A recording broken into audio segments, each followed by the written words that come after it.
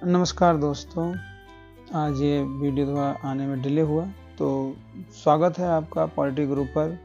आज हम लाए हैं एक शानदार क्विज, जीके क्विज भारतीय संविधान पर, जो 2025 के कॉम्पिटिटिव एग्जाम के लिए परफेक्ट है। संविधान क्या है, इसका निर्माण और अमेंडमेंट, सबके करंट अफेयर सवाल, यूपीएससी, एसएससी या स्कूल एग्जाम के लिए तैयारी कर रहे हो, ये क्विज आपके नॉलेज टेस्ट करेगा। तो अपने पेन पेपर तैयार रखें।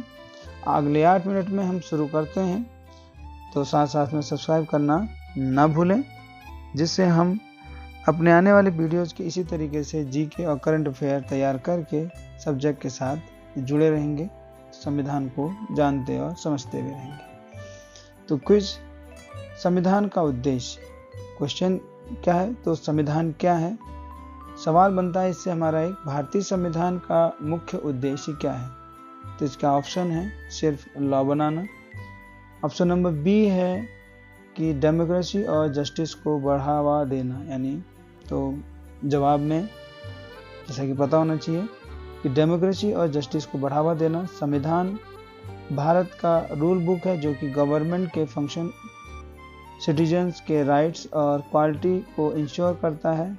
प्रिम्बल में भी इसका विजन क्लियर होता है, जिसमें आप देखते हैं कि अभी हाल फिलहाल में जैसे कि मॉक ड्रिलिंग की बात की जा रही है, तो ये कुछ उसी तरीके की व्यवस्था है कि आप संविधान को किस तरीके की व्यवस्था के अंतर्गत चाहते हैं।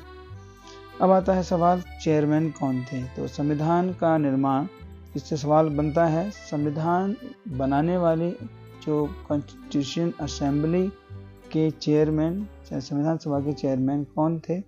तो ऑप्शन नंबर ए है Jawaharlal Nehru, option number B है डॉक्टर भीमराव अंबेडकर। जवाब में आपको जैसा कि पता होना चाहिए डॉक्टर भीमराव अंबेडकर, उन्हें संविधान का आर्किटेक्ट भी कहा जाता है। असेंबली ने 9 दिसंबर 1946 से 26 नवंबर 1949 तक काम किया और संविधान 26 जनवरी 1950 को लागू हुआ। इसी के दिन हम अपना गणतंत्र दिवस भी मनाते हैं। तो ये सवाल इस तरीके के बनते हैं। सवाल नंबर 3, सवाल हमारे संबंधित है कब लागू हुआ। तो क्वेश्चन है कि संविधान लागू कब हुआ। इससे सवाल बनता है कि भारत का संविधान कब लागू हुआ, जिसे रिपब्लिक डे भी कहते हैं। तो इसका ऑप्शन है 15 अगस्त 1947 या बी ऑप्शन है 26 जनवरी 1950। तो जवाब है बी 26 जनवरी 1950। इस दिन भारत पूरे तरह से गणतंत्र बना और संविधान ने कॉलोनियल लॉ यानी उपनिवेशवाद को रिप्लेस किया। ये एक हिस्टोरिक मोमेंट था भारत के लिए, क्योंकि औपनिवेशिक व्यवस्था से भारत आता और भारत एक गणतांत्रिक देश के रूप में इतिहास के पन्नों में दर्ज होता है और भारत एक गणतंत्र देश बनता है। सवाल नंबर 3 जो बनता है अमेंडमेंट आर्टिकल से। क्वेश्चन, अमेंडमेंट क्या होता है। तो सवाल बनता है इससे कि संविधान में अमेंडमेंट के लिए कौन से आर्टिकल में इसकी गाइडलाइन देता है। तो ऑप्शन नंबर ए है आर्टिकल 356 और ऑप्शन नंबर बी है आर्टिकल 368। तो जवाब है बी आर्टिकल 368 यानी 368। ये आर्टिकल बताता है कि पार्लियामेंट 2/3 मेजोरिटी यानी 2/3 बहुमत से संविधान में बदलाव कर सकता है। ये फ्लेक्सिबिलिटी ही संविधान की स्ट्रेंथ भी है। अगला सवाल जो बनता है वो हमारा सवाल नंबर 4, सवाल संबंधित है 42 अमेंडमेंट, 42वें संविधान संशोधन से। तो ये एक खास अमेंडमेंट है। सवाल क्या बनेगा इससे, सवाल एक बन सकता है कि 42वें अमेंडमेंट, जिसे हम मिनी कॉन्स्टिट्यूशन यानी छोटा संविधान भी कहते हैं, कब हुआ। तो इसका ऑप्शन है 1976 यानी 1976 में, ऑप्शन नंबर बी 1985।